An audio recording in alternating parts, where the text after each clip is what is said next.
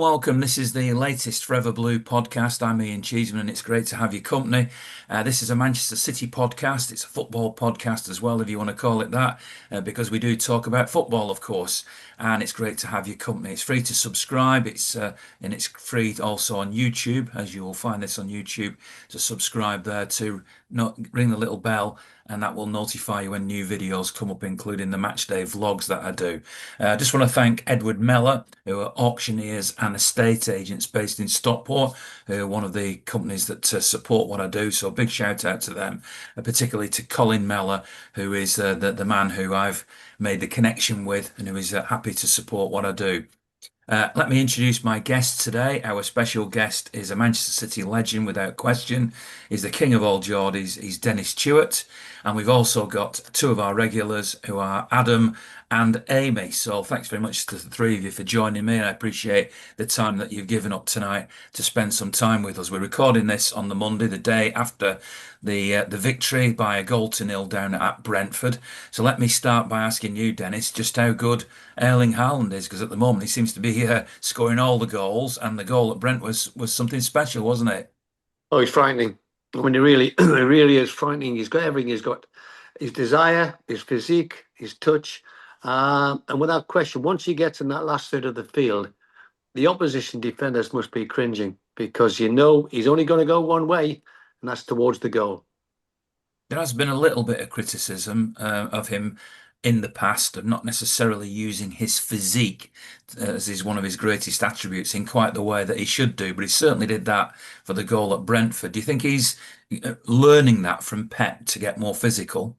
Well, that question, I think he's 6'3", 6'2", 6'3". He's got pace, he's got movement, and he's got physicality. You can play the ball into his feet, or you can play the ball over the top, which must be a nightmare for defenders. Before City went to Brentford, did you see that as potentially a tricky game? I did, because I wasn't sure about all the rest of the team around would settle. I mean, Phil Foden's come back in, Tierney Reinders has come back in. So I was looking to see the thing that fascinates me, Ian, before the game. What is the team selection?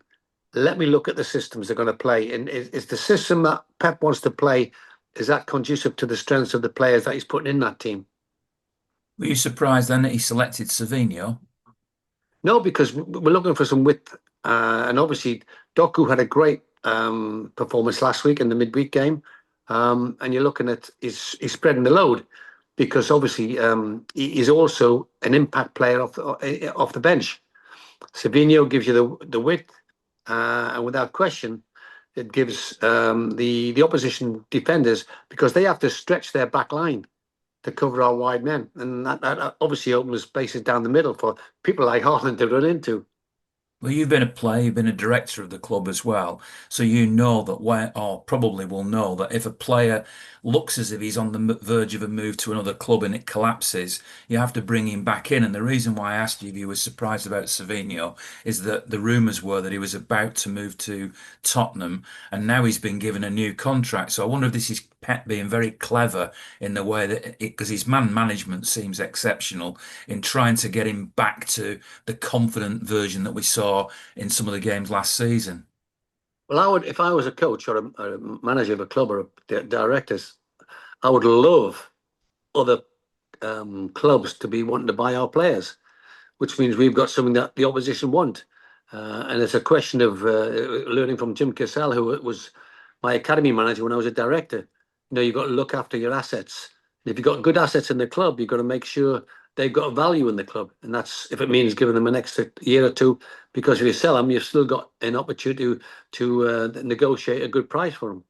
In your time, because I would say he's not in the last year of his contract, the last 2 years of his contract. He's got 3 or 4 years left on his contract, which means added value to the player. In your time at City, both as a player, you were very influential, and then as a director, you were involved in some big decisions at City.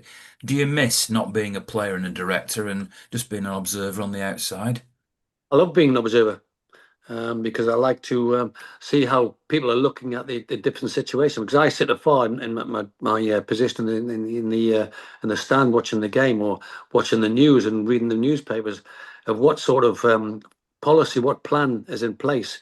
and how the football club look at their overall plan, overall team selection, overall recruitment policy. Because Jim Cassell used to always say, most important department in the club is the recruitment department. And I've mentioned it to several people. I'd love to sit in when Chica Bagaristan was our head of recruitment. I would love to sit in a meeting and look at what they look at a player, and what the elements of his character, his personality, his financial demands, and just look and how they make the decision on, yeah, that's the one we want.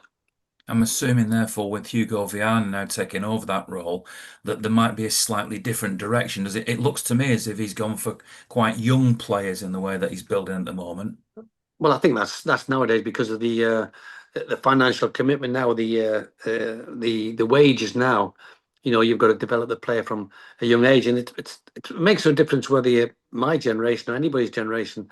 If you get a young player in and you develop him, invariably you're going to get a better product at the end of the end of the period of his contract. How do you think things are going at the moment, Adam, from what you're watching? I mean, do you think City are progressing? Because there was a time after two successive defeats against Tottenham and Brighton where there were, a few critical comments, and now suddenly there's a few victories. I know there was a draw in Monaco since our last podcast, but generally the direction of travel seems to be on the up, doesn't it? Yeah, I'm completely happy clappy at the moment. Even with those defeats, I was still feeling positive because I've been quite forthright in the fact that I don't really like the way we failed to strengthen after we won in Istanbul. And I thought last season we just trod water. Wasn't happy with Pep picking the same old players. I wanted a big clear out in the summer, and I got everything I wanted. So I can't now just go, oh, we're not top of the league. I'm not happy. I'm absolutely delighted with the way it's gone. I'm delighted with the demeanour of Pep. He seems to be completely reinvigorated, which is a big relief. He's got players. Let's say, for example, Nico Gonzalez. There was a bit of concern that Pep wasn't really that confident in him a while ago, whereas now he seems to be willing to trust him a bit more. The squad's better than it was a year ago, but just as importantly, Pep seems to trust everybody in the squad now. And a good example there is leaving out Doku the other day, who's had a great season, and bringing in Savinho. I mean, if you're an opposition coach, how do you prepare to play against City when we've got 25 players, and if Pep trusts them all and they're all on form, they're all getting minutes, they're all staying fit, it's the only way is up from here, I think. And of course, the great news that Nico O'Reilly's now been called up for England, which I think is fully deserved. He's a deceptively good player, isn't he? Yeah, I mean, his demeanour as well, his attitude, the way he deals with setbacks, he seems completely unflappable for someone so young. I know he's seen as a more of an attacking player, but if he's going to get in the England team as a left back, then maybe we've all got to just accept he's going to be the left back, and hopefully he can be England's left back. Couple of weeks ago, Amy, we had a physiotherapist on the program who's hopefully going to be a regular contributor because he's a big City fan. I asked him about injuries, and City still have injuries, don't they? But what do you make of the depth of the squad now? Because it feels to me as if, despite the fact that there are a few out, there is no drop off in quality whatsoever. I mean, you might disagree because the performance at Brentford has slightly split people. I've seen people say, it was an ugly victory, but nevertheless, it was a victory at a tough place, wasn't it? Yeah, considering how they got over United, it was a bit like whether they were going to defeat us or not. But yeah, injuries again, and I don't think Rodri's as bad as he is, but it's still a worry. But yeah, I always say we're not a one-man team, and people need to remember that there is other good players who can get into them places, and Nico is really, really good player. And I feel like he is going to be a good player. The two Nicos, yeah, it's nice to have young players that are going to take over and become the next generation of a great team. We was always worried that someone wasn't going to replace Fernandinho, or someone wasn't going to replace Rodri, or someone wasn't going to replace David Silva. There's always somebody all the time that's not going to replace this, but these people are there to make their own legacy, not just to replace somebody else. They need to make their own marker in the team, and I'm really happy with how they are. And Doku, I'm just absolutely mesmerised at the minute with him. He's come on so much, and he's just got Player of the Month as well. So he well deserved that. And yeah, maybe Haaland's listened to me on the podcast when I've been telling him to get his finger out. Who knows? But yeah, the lads seem to be playing really, really well together. And no matter who's in the team, they all seem to gel. And that's what I love about our boys. They all seem to just really, really like genuinely love each other and are happy when. And Donnarumma, I just think it's the funniest thing. And I'm watching him and he has time to clap before the ball gets to him. I just think that's just the most funniest thing ever. And he's been really good as well. Yeah, he's been super already, settling in really well, no worries.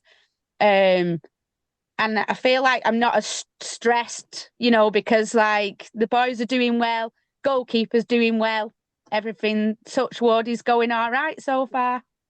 I've always loved watching wingers, and you mentioned Jeremy Doku there, who's a very exciting player. We've seen Sean Wright-Phillips down the years, and Paul Simpson, and I could list a load of them. Obviously, Dennis, you were one of the finest wingers that's played for the club. When you look at Doku, what do you judge of his performances that you've seen? Well, I just repeat the answer that Thierry Henry gave when Thierry Henry was assistant manager to the Belgian national team. And he was asked about Doku coming in. What do you think? And Thierry Henry said, the one thing he'll give to defenders is the word fear. He says, you will not believe how quick he is, how good he is, until you see him in the Premier League. And he gets used to the pace of the game. And you can see it now. The one thing you've got to be careful of, because he's so explosive, is the sad thing about soft tissue injuries. You've got to then go to make sure the physio has got him stretched, the muscles are in good pace, because he is so explosive. And what we don't want is soft tissue injuries, which keep you out for 4 weeks, 5 weeks. And if you do it again, that's 6 weeks, 7 weeks, all of a sudden you've left half a season out. So that explain why Pep then picked Savinho at Brentford to rest him. Yeah, I think under the circumstances, but he's got the luxury, Pep, of being able to switch around and look at the players. I mean, with all the analysis now the back office have, they can see who is exploding the most, who's doing so many runs, who's doing so many sprints, the distance of the sprints, the heart rate. I mean, there's so much analysis goes into the games now. So I'm sure Pep, with his backroom staff, will sort of integrate that into his analysis of who he picks, and especially when there's games coming up thick and fast. I don't know what Belgium got a national team game in this There international must window. be. Everybody, I think, has a couple of games in this international break now, Yeah, don't they? yeah. That's always your concern. It's always your concern coming back from an international break. And it's interesting today in the Times, I was reading a double page about the challenges that most clubs have at this stage of the season, with the players not having as much rest in the summer and having an overload of games. And then you can see them now that the clubs with the better squads are handling the overload of the games better, because when they come back from the international break, who's going to come back with injuries? I mean, perfect example, my first club, Sunderland, started brilliantly, apart from Man United on Saturday, but at home, and they've got a tremendous amount of new players in. They spent over 100 million on new players. But then I was talking to Mickey Horswell, who came down to Manchester City with me when we signed, and he said the problem is they've got about 7 or 8 players who go out to the African Cup of Nations. I think it's January or February, and that'll be a real test of the strength of their squad. Well, hopefully we don't have the problems like that. You mentioned the sort of number of games, and obviously one of the concerns when City were in the Club World Cup and Chelsea were in there too was that it would mean no break during the summer. And it's been very interesting to watch Chelsea start to the season, which has not been particularly good, even though at the weekend they beat Liverpool and are now sort of feel as if they're back in contention. Do you see Chelsea, while we're broadening this out and talking about the title rivals, do you see Chelsea as being one of the clubs ultimately that's going to be in a race for the title? Well, I think so, because you have to look at the strength of the squad. Get them to the. I got this terrific analysis and my own personal view on analysing the season. I always look at the first 10 or 12 games. Everybody comes at the first 10 or 12 games. Optimism is high. There's no injuries. There's no suspensions. There's no panic because they haven't been defeated 3 games in a row. Then you've got the middle part of the season where other cup competitions come in, overloaded games, internationals. The weather changes. You're playing in the evenings. You're playing Saturday midweek Saturday or Saturday midweek Sunday. Then all of a sudden you've got that period. I call it the slog time. You've got to slog through that the middle 10 or 12 games. Then you get to the end of February, beginning of March. The grass is greener, the weather's better. You've got through all the transfer window. You've now got your finished squad to hit into the last third of the season. You've then got to get all your players right. Optimism will be back a high, and the suspensions and all the internationals might have wandered through.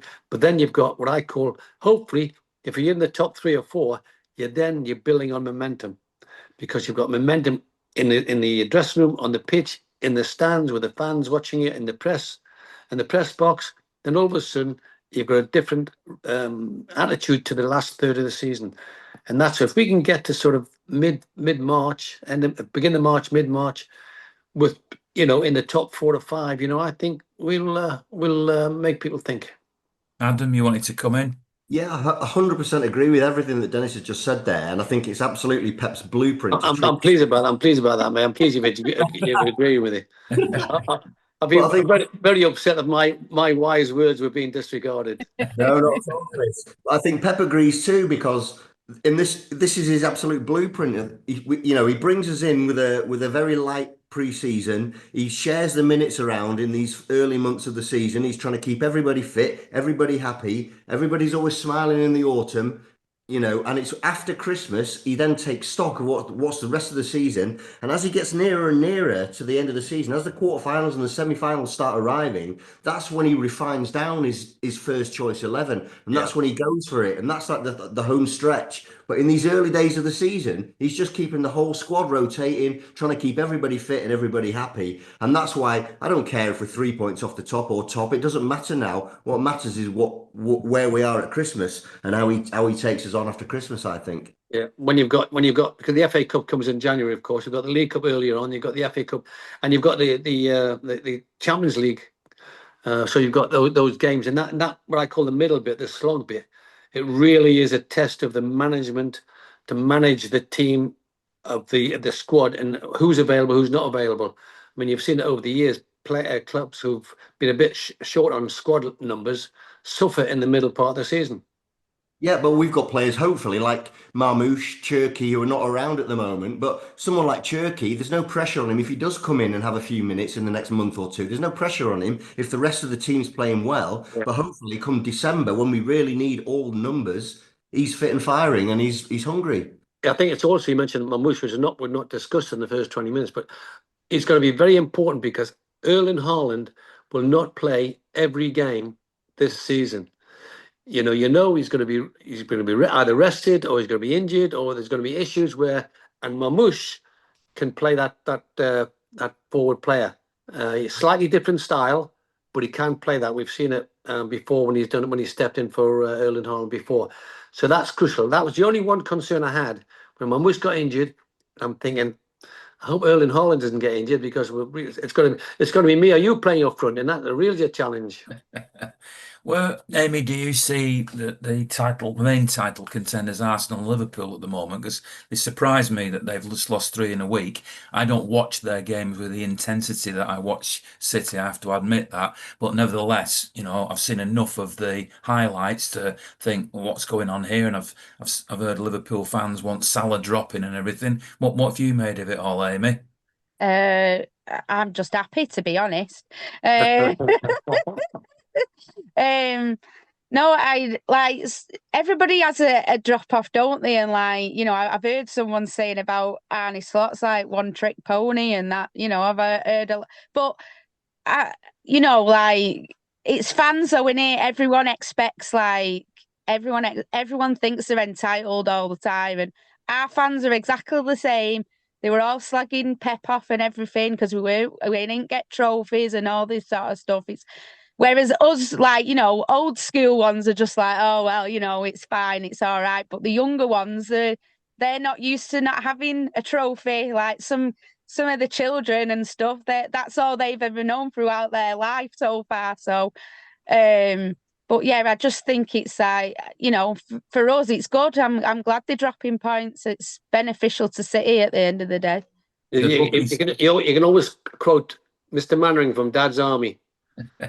Don't panic, Mr. Don't Mannering. panic. Yeah. The bookies are making Arsenal the favourites at the moment. Do you agree with that, Amy? Well, they're another one, aren't they? They get so far and then fall off the horse. So, who knows?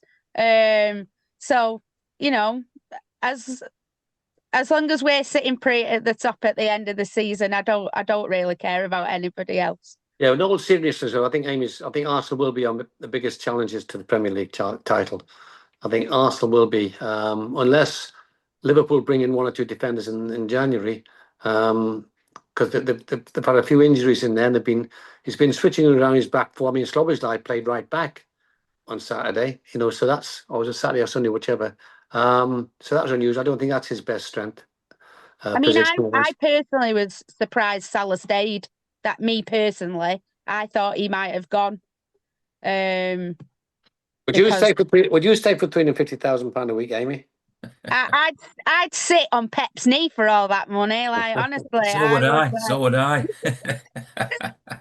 The wages I get, I would gladly have £1 less than that. Thank you very much. You've also got to consider he's a very much of a family man, and he's been well settled in Liverpool, and his wife, I think he's got 2 children or 1 child. I think he's got 2.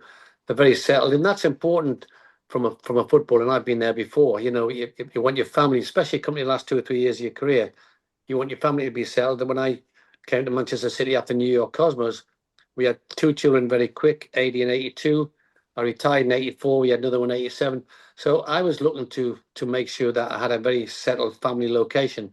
So you've made a lot of money, you've been successful, but there's other elements that come to the equation when you start thinking about, where am I going to go? So as a Geordie, have you ever regretted staying in Manchester? Well, I couldn't get as much rain in Newcastle as I get in Manchester, so it'd be no chance. No, I can't. I mean, it's been an absolute delight to have moved down here, and my boys have all been born here, and they're all Mancunians, and it's just been a treat, especially now, having experienced the football club now from the dressing room to the boardroom, to the hospitality room. Where I've got a box there in the chairman's club. All these elements, because I know the club inside out. I know the supporters, branches, I know them all. And it's been a treat because I think it's a real football club. And I mean, for everyone, from Chairman Caldoun to all our supporters branches. Of all the things that you've been involved in, both as a player and off the field, Dennis, what is the thing you're most proud of then in connection with City that you've done? Well, probably 2 things. 2 things I would suggest. 76, the League Cup final. I got the winning goals, in a spectacular fashion against my hometown team. But that was the first trophy that I won for my club, for my teammates, for my supporters, and for the whole club itself. So that was increasingly important. And also, when I was a director, the 5 years from 98 to 2003, where we came in and sorted the club out. There's a lot of problems in the club, both financially and operationally. We sorted that out. We got the academy up and running, and Jim Cassell, I don't think Jim has got his credit for what he's done. He had 41 players in his tenure who came through his academy tenure and played in the first team. And also he raised over £60 million of sales. So that was important. So I was instrumental. I worked with Jim, but Jim was really the man at the helm of that academy situation. And it was just because we needed that. Because we were running the club on £2.50 a week, Ian. It was, what it was like in those days. We didn't have 2 pennies to rub together. So everything had to be efficient. Everybody had to have the heart in the game, and we had to work and work and work. And thankfully, I got Joe Royland first, who did exactly what it says on the tin. He got us in the Premier. We didn't stay there, but then made another change, got Kevin in, and Kevin again did exactly what it says in the tin.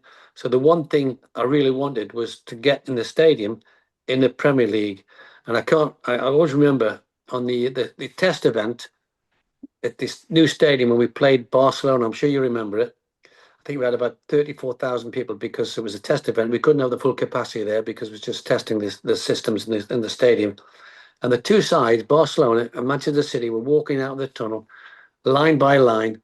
And I just had a lump in my throat and saying, that's where this club should be, alongside Barcelona. And thankfully, we are.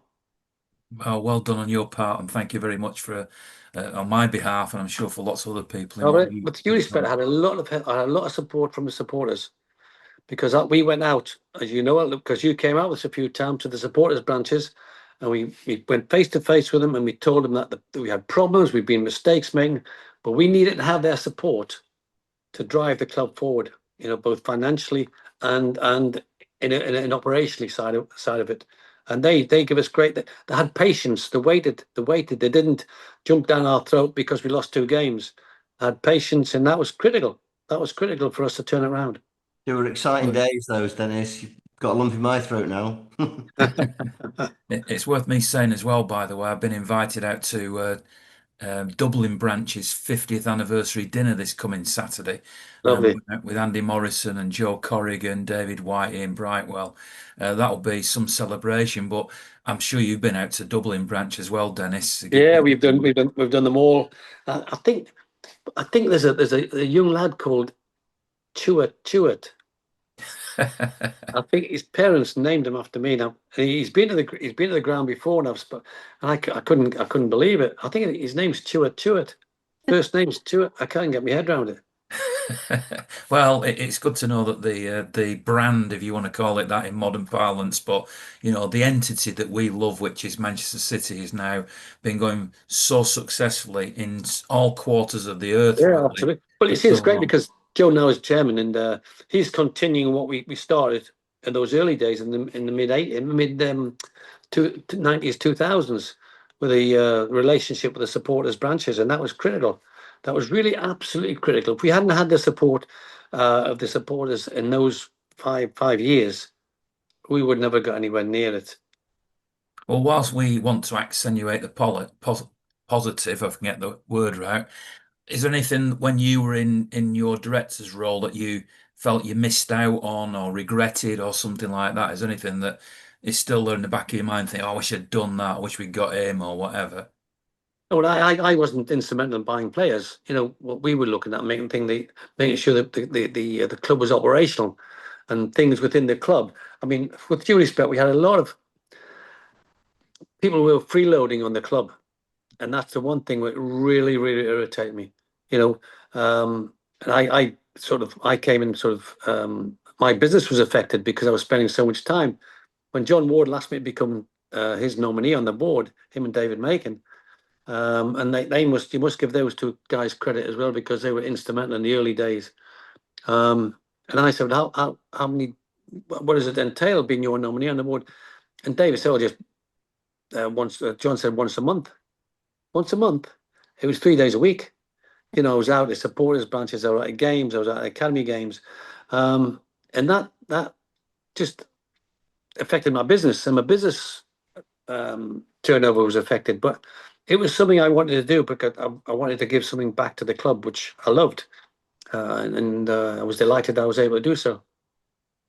Another question I'll bring up for you, which is completely away from City, is that they've just sanctioned a game in Miami, a Spanish league game, and obviously you spent time out in the States. And not FIFA have made some sort of strange announcement that they regret it, but they're still going to allow it, and this won't be a precedent. How do you feel about Barcelona playing out in Miami? Is it something? Would you want to see City doing anything like that? I think it's really sad that we have to do that because we've got a supporter base here. They can see, feel, and live the game in our club because they're here. I don't know what I mean. It's obviously it's a commercial decision to try and generate more activity, more PR, more sponsorship from around the world, which I can understand from the Premier League's point of view, because it makes more money for everyone concerned. But I think we've got to think about supporter bases, and we've got, when I became a director, we had 84 supporters branches. I think we must have over 200 now around the world, because and we've got to look at the game, because when I took over the game, our game was domestic game. Now, unfortunately, it's a global game. Unfortunately, or fortunately, it's a global game. It brings more money in, but more revenue into the club to be able to work it and give us a bigger profile for sponsorship and such like. But I still think we've got to balance it out with the supporters of the UK-based supporter branches. It's funny, Adam, isn't it, that when there was a suggestion of Super League, European Super League, there was an immediate backlash and lots of protests by fans. And now we seem to have a European Champions League, which has almost morphed into what we were as fans. I'm saying we, that fans were against. And there's even this little door opening of a potential game overseas. Has it got in through the back door, do you think? Well, yeah, I think they're just trying to hold back the tide, aren't they? But the game is becoming global. I've been on here so many times, Ian, bemoaning it, but I just don't see how it ever could be any different now going forward. It's become a global game, especially our league, but all the big leagues are globalizing, other sports are globalizing. I don't like it, but that's the way it is. It's called evolution. It's called evolution. Yeah, But yeah. you've got to control the evolution at a pace which is acceptable and comfortable with the participants. And But I'm Amy, not, we're not. Some of us are not participants anymore because of it, the way it's Yeah, evolved. yeah. But you'll be participating if one game abroad brings more revenue into the club and they get over the PSR and they can sign Pele.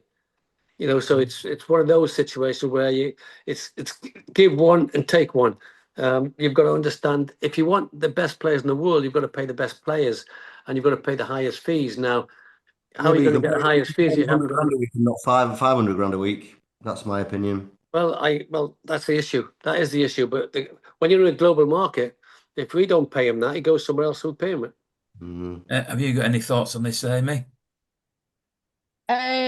I say, like, there's fans all over, isn't they? I mean, I follow the New York fan club on Facebook, and I know some of my friends have been and sat in their pub that they watch the bars in. And they'll advertise when City games are on, and it's funny because obviously because of the time difference and stuff.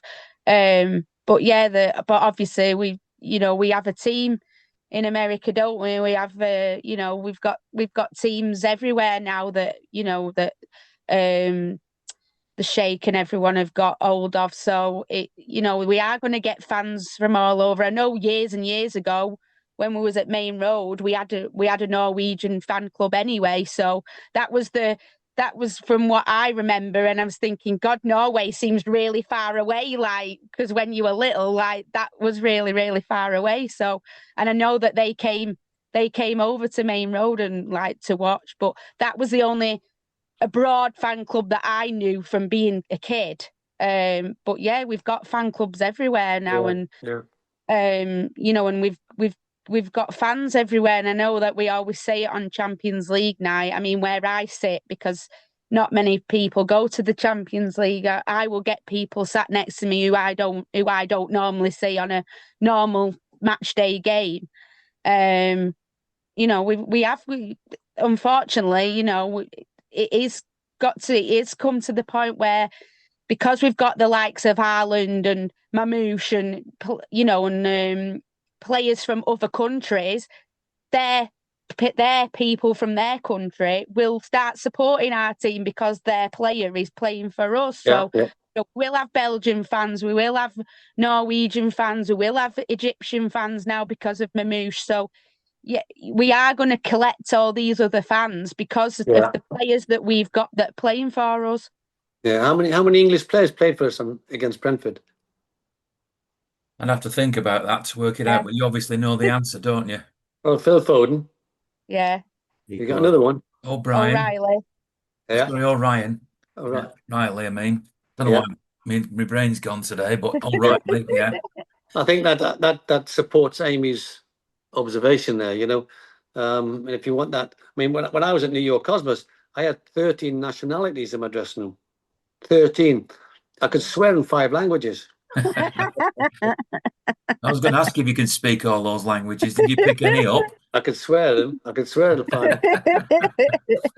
When you're on the pitch, effing and jeffing, they all know what. If they don't pass you, they'll get an effing and jeffing.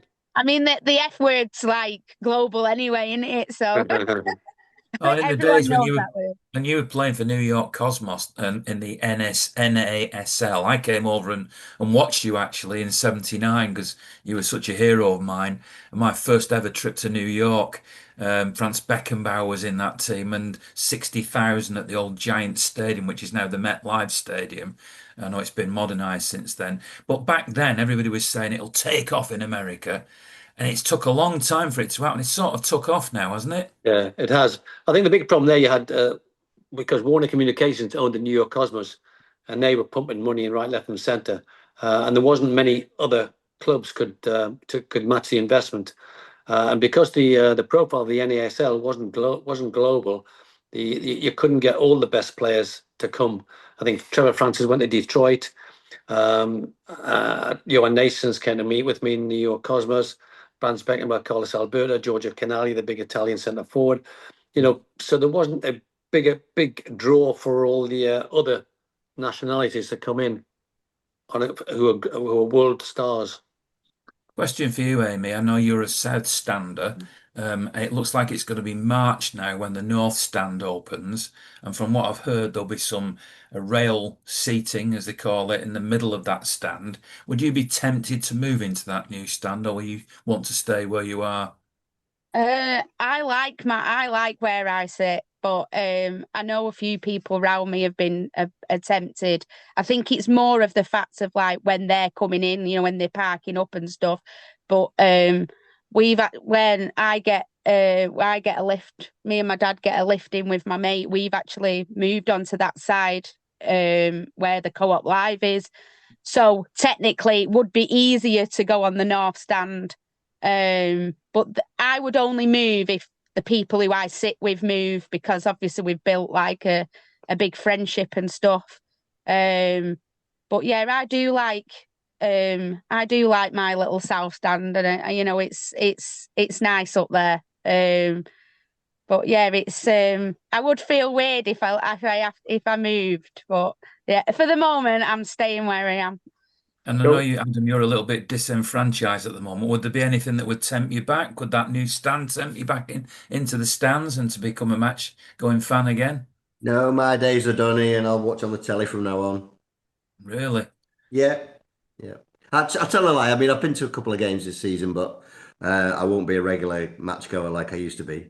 And for those who haven't heard you speak before, can you sum up why? Well, in a nutshell, when the club keeps sending you messages about how much they don't value you, eventually you just start to reciprocate, and they've had the last pound out of me, really. Oh, that's a shame that.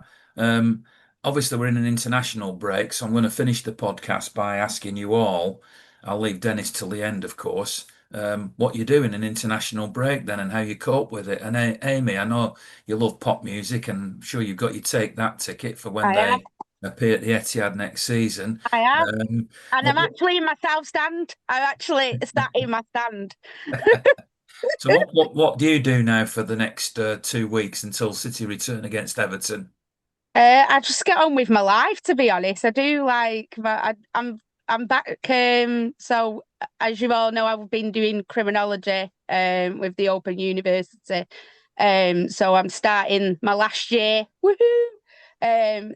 This week. So I'll be doing some of that. Getting back into the university head.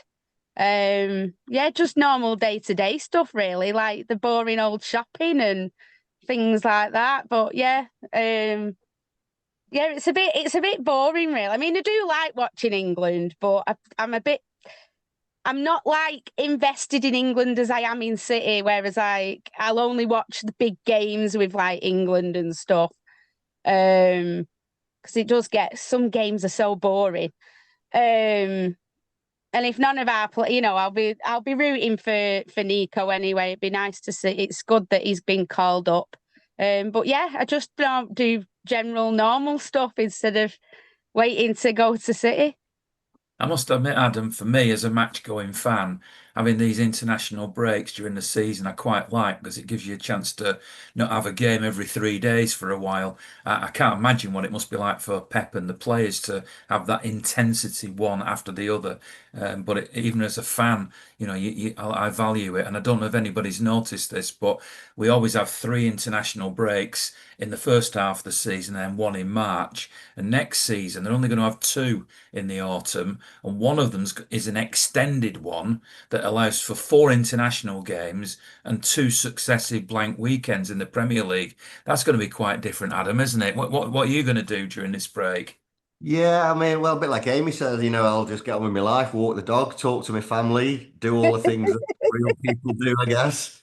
Uh, I, I love NFL, so I watch the Green Bay Packers every week as well as City, so at least I've got that going on. But no, I don't follow England. I'm not bothered about international football, so yeah, it's just like going back to the close season for a week, really. What about you, Dennis? What do you do? What's the NFL? You into NFL as well? Yeah, New York Giants, New York Jets. I like the Dallas Cowboys as well. A great documentary on the owner of the Dallas Cowboys on Netflix called was it the Cowboy in the Raid and the Cowboy, something like that. It was terrific about he's the way he runs his club. Fantastic. But that is really big business. Dallas NFL, Dallas Cowboys. Yeah, I always they were remember. this weekend, weren't they?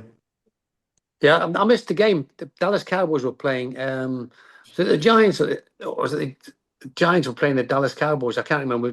I didn't have it on. I've never been into the NFL personally. I like baseball, but when you're talking about Netflix documentaries, there's one which is not really about the game. It's about a fan who was accused of, I think, murder, some really serious thing.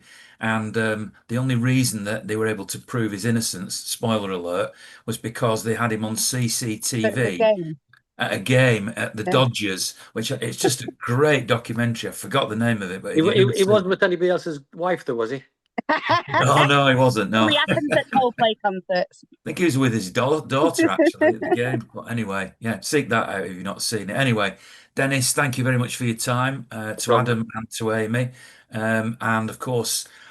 There will be no weekend game this weekend, but as I say, I will be over in Ireland, Dublin, thanks to the invitation from Fran, and I'll be interviewing a few people out there and celebrating the 50th. When's the dinner? When's the dinner? It's on When's the dinner? Saturday night. Don't ask me Oh, the just venue. I've no idea. They're going to take me there. Very Probably, yeah. won't, and I won't know where it is until I get there. But anyway, I'm Well, looking forward to it. send him my best regards, will you? I certainly will. I certainly will, Dennis. And thanks very much, as I say, for listening. Don't forget to subscribe and to tell everybody about it. And we'll do it all again next week from Dublin, and then the week after the return against Everton. So have a good week.